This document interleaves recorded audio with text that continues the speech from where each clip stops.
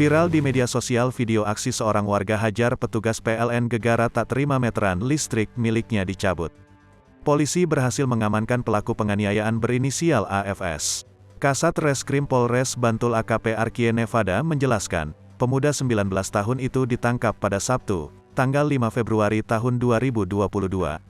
Kami juga mengamankan 3 barang bukti, yakni pakaian pelaku saat melakukan penganiayaan, surat tugas korban, dan surat keterangan sakit korban, ucapnya, dikutip dari kanal YouTube Polres Bantul. Arkie melanjutkan penjelasannya, AFS mengakui semua perbuatannya. Kini AFS sudah ditahan dan dijerat pasal 351 KUHP ayat 1 tentang penganiayaan. Dengan ancaman kurang lebih 2 tahun 8 bulan hukuman penjara, imbuhnya.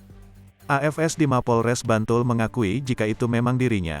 Hal ini dilakukan karena petugas PLN tidak mau menunjukkan surat tugas. Peristiwa penganiayaan itu sendiri terjadi pada tanggal 2 Februari tahun 2022 lalu.